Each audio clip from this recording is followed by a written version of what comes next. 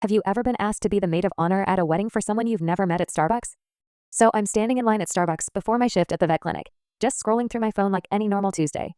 I order my usual iced coffee, extra shot because Tuesdays suck, and I'm waiting by the pickup counter when this woman rushes up to me. She's maybe mid-30s, wearing this expensive-looking blazer, but her mascara is all smudged like she's been crying. She grabs my arm and goes, "I know this is going to sound absolutely insane, but would you pretend to be my maid of honor for like 5 minutes?" I literally thought she was pranking me. Like, where are the cameras? But she looked so desperate and panicked that I asked what was going on. Her name was Kendra, and she explained that her wedding rehearsal was happening at the event space next door. Her actual maid of honor had been ghosting her for weeks and just texted that morning saying she couldn't make it. Something about a family emergency that sounded totally fake. Kendra said her future in-laws were super traditional and judgmental, and she was terrified they'd think she had no real friends if she showed up alone. She begged me to just walk in, smile, and pretend we'd known each other forever. I thought about it for maybe 10 seconds. I had an hour before work. It sounded kind of fun in a weird way. And honestly, the woman looked like she was about to have a complete breakdown. So I said yes. She literally started crying right there and handed me this garment bag. Inside was this gorgeous purple dress that somehow fit me perfectly. While I changed in the Starbucks bathroom, she coached me through the window. "We met in college. You're from Portland. You work with animals. You've been my best friend for 8 years." I walked into this fancy rehearsal dinner with 30 strangers acting like I belonged there. Kendra's mother-in-law, this intimidating woman in pearls, immediately loved me. She kept saying how lovely it was that Kendra had such a loyal friend. The best man, who was actually pretty cute, spent the whole night flirting with me. The groom's younger sister asked if she could call me for college advice. It was going so well that when Kendra pulled me aside at the end, I wasn't surprised when she asked if I'd do it again for the real wedding. "I'll pay you," she said. "Please, I can't face them alone." I figured why not? It would be a crazy story to tell later, and she was offering $300. But over the next 2 weeks, things got weird.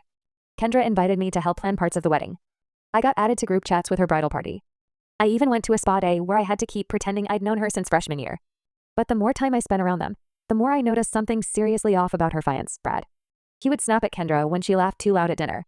He corrected her stories in front of everyone, making her look stupid. One day, I saw him checking her phone, and she looked terrified. During the bachelorette party, I finally asked her straight up why she was marrying this guy.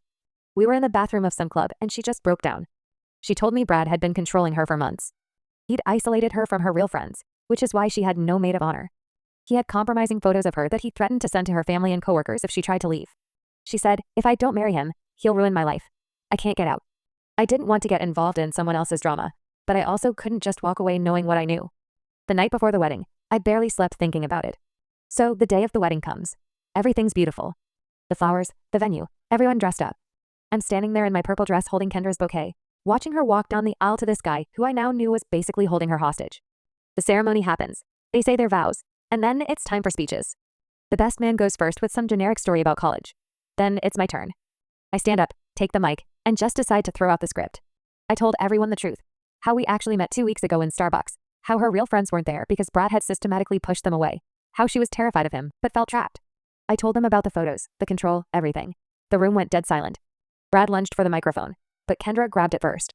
She looked at me and said, "I didn't think anyone would ever stand up for me. Thank you." Then she took off her veil, threw it on the ground, and walked straight out of that reception hall. I followed her. We left together while chaos erupted behind us. Turns out Brad tried to sue me for defamation, but it didn't stick because everything I said was true.